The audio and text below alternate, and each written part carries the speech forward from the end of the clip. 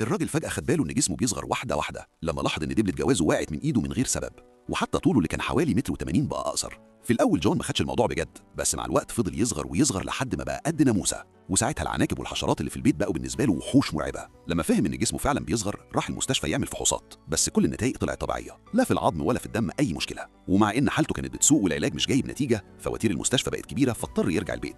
وبعد شويه بقى حجمه قد القطه، وعلشان تحميه مراته طردت القطه من البيت، وكمان كدبت على الناس وقالت ان جوزها مات وبدات تفكر تبيع البيت. الكلام ده جننه لانه حس انها بقت شايفاه عبء مش بني ادم. ومع الوقت فضل يصغر اكتر. في الاول كان بينام في بيت العرايس بتاعت بنته، وكان شايف الموضوع مضحك شويه لانه بطل يشتغل وقعد يلعب معاها في البيت، لكن بعد كده الضحك اختفى لما مراته بقت خايفه تنيمه على السرير لا تدوس عليه وهي نايمه. ومع الايام رغبته انه يطلع السرير زادت، وفي يوم ربط سناره في خيطه وقرر يطلع بيها، وفجاه سمع صوت مواء من بره الباب.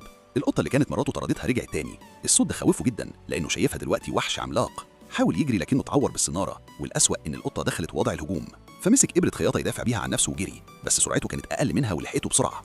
ووسط اللخبطه سمع مراته بتنادي عليه من فوق، لكنه اتكعبل ووقع في البدروم. فضل ينادي عليها بكل قوته بس صوته بقى ضعيف زي الناموسه، وهي ما سمعتش حاجه. ولما شافت القطه رجعت فهمت ان في حاجه غلط. وفي نص الليل وهو لوحده لف نفسه بحته قماشه قديمه وقضى الليله بالعافيه. تاني يوم نداءات بنته صحته ورجعت له الامل.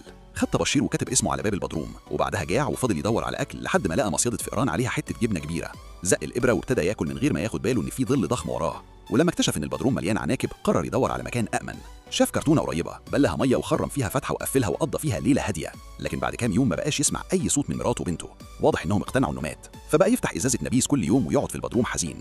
والمرعب ان جسمه كان لسه بيصغر، ولما فهم انه ممكن يبقى اصغر من العنكبوت نفسه مسك ابره الخياطه وقرر يخلص على العنكبوت. وفي اللحظه دي حصلت حاجه خطيره جدا فجاه.